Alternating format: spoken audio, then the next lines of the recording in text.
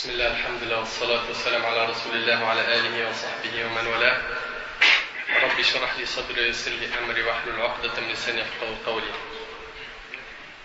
Tout d'abord, je tiens à remercier mes frères de la mosquée de Villeneuve pour cette invitation. Jazakumullah khair. Qu'Allah tabaraka ta'ala les récompense, accepte nos œuvres et nous accorde à tous la sincérité. Amin.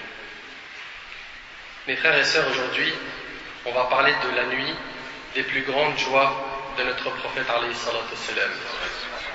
La meilleure nuit qui a existé sur terre. La nuit où Allah tabaraka wa ta'ala a honoré son prophète sallallahu alayhi wa sallam. Aujourd'hui, on va parler de la nuit de la récompense divine. Celle qui a eu lieu après le voyage du prophète alayhi salatu wassalam à Taïf et après 10 ans de persécution et de souffrance à la Mecque. Le prophète sallallahu alayhi wa sallam a été humilié sur terre par les Mécois, mais il fut honoré dans les cieux par Allah tabaraka wa ta'ala et ses anges. Dieu, Allah le Très-Haut, offrit ce voyage à son messager en tant que soulagement et réconfort pour tout ce qu'il avait souffert et en tant que compensation pour tout ce qu'il avait enduré. Allah tabaraka wa ta'ala lui fit ainsi savoir que si les habitants de la terre se sont détournés de toi, ô Muhammad, alors les habitants du ciel sont venus à toi. Et si ces hommes t'ont rejeté, alors Allah tabaraka wa ta'ala t'a accueilli et les prophètes t'ont suivi en te désignant comme leur imam. Il s'agit ainsi d'une compensation et d'un honneur fait au messager sallallahu alayhi wa sallam de la part d'Allah tabaraka wa ta'ala. Le voyage que fit notre prophète sallallahu alayhi wa sallam fut historique. Il n'est pas monté sur la lune ni sur une autre planète que la terre, mais plutôt il est monté jusqu'au trône d'Allah. Mes frères et sœurs, je veux que vos cœurs ressentent ce que je suis en train de raconter. Je veux que vos cœurs voyagent à travers cette histoire que je vais raconter, bi'idhnillahi ta'ala. Cette histoire, comme vous l'avez compris, est celle du voyage nocturne, al-Isra wal-Mi'raj, le voyage nocturne et l'ascension du prophète sallallahu alayhi wa sallam. Cette histoire est citée dans le Coran, dans Surat al-Isra, Surat 17, verset 1.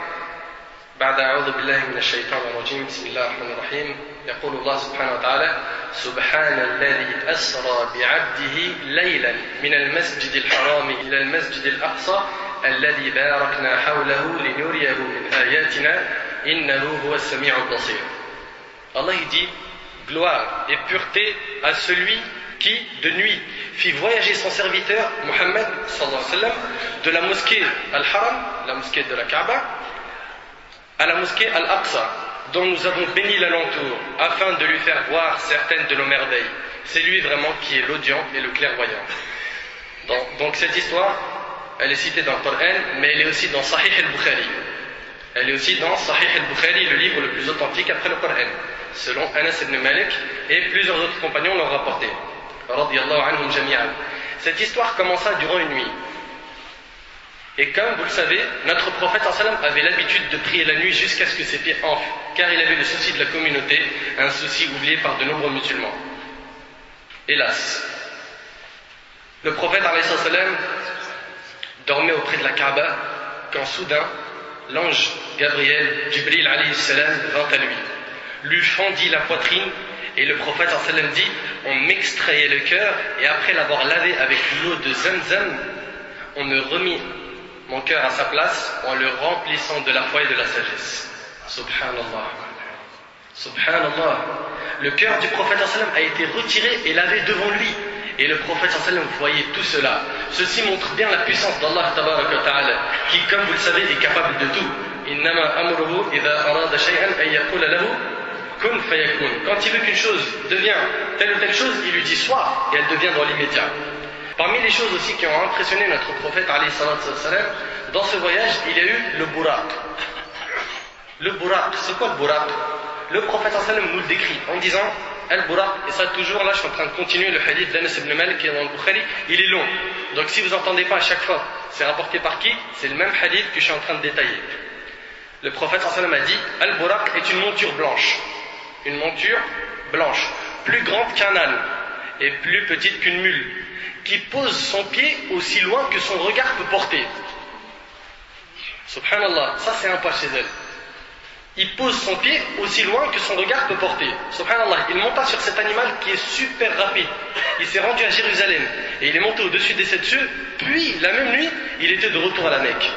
Un miracle, une mu'jiza, un miracle. Mes frères et sœurs, ce voyage doit nous enseigner qu'Allah tabaraka wa ta'ala est capable de tout. Et comme il a fait que ce voyage dure une nuit, sachez qu'en une nuit, il est capable de résoudre tous nos problèmes. Et qu'en une nuit, il est capable de répandre cette religion. Les êtres humains, leur maximum fut de monter sur la lune avec des fusées. Et ce en plusieurs heures. Par contre, Al-Buraq, qu'Allah a créé, a voyagé de la Mecque à Jérusalem en quelques secondes. C'est un miracle, c'est un miracle. Encore une fois, cela montre bien la puissance d'Allah tabaraka wa ta'ala. Mes frères et sœurs, le prophète sallam a fait 2 voyages durant cette nuit. Un de la Mecque à Jérusalem et le second de Jérusalem au 7e ciel. Le but de son premier voyage était qu'il soit l'imam des terriens en dirigeant la prière avec les prophètes, et le but de son voyage au 7e ciel était qu'il soit le plus important des prophètes. Savez-vous pourquoi il lui a été choisi Jérusalem? Pourquoi il est parti à Al-Aqsa?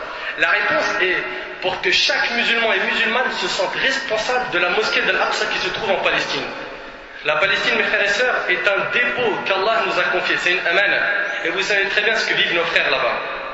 La communauté du prophète sallam a été unanime sur le fait que le voyage nocturne s'est effectué avec le corps et l'âme noble du prophète sallam en même temps. Parce que certains disent que le prophète sallam a fait ce voyage avec son âme seulement. Et ce que je vous ai cité tout de suite, c'est Ibn al-Qayyim, rahimahullah, qui le rapporte. Il dit que certains prétendent que c'était seulement avec l'âme. Si ça aurait été le cas, Abu Jahl ne l'aurait pas traité de menteur comme il l'a fait. C'est pas miraculeux. Une personne qui dit juste mon âme a voyagé cette nuit. L'âme elle a voyagé. Quand tu rêves, ton âme elle voyage. On aurait pu dire c'est un rêve, il n'y a rien de miraculeux dans ça. C'est pas grave, on le croit. Mais si les polythéistes l'ont traité de menteur, c'est parce qu'il a dit qu'il a voyagé avec son corps en même temps, et pas seulement son âme.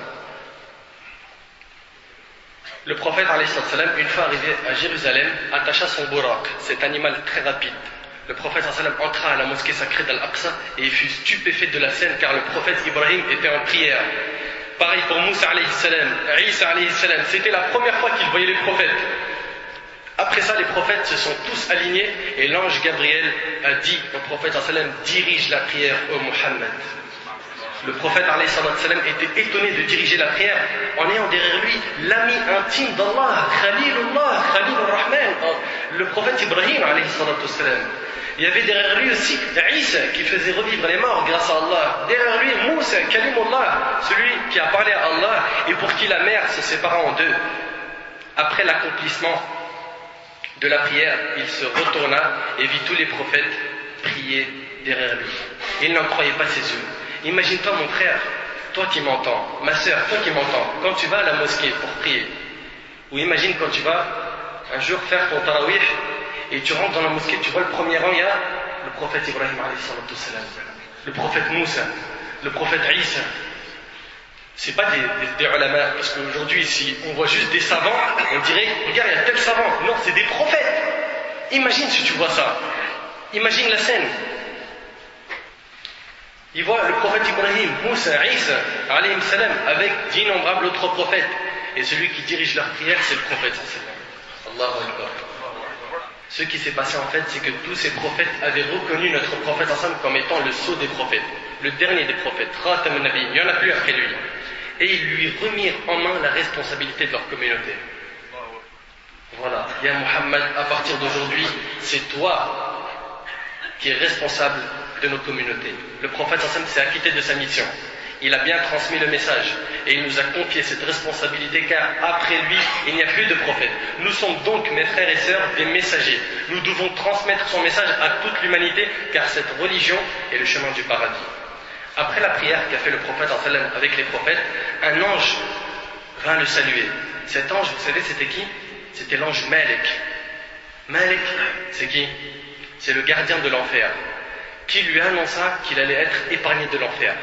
Regarde, subhanallah, le soulagement. des persécutions, des peines, des souffrances à la Mecque, et là, c'est le cadeau d'Allah. Il lui dit, tu seras épargné de l'enfer.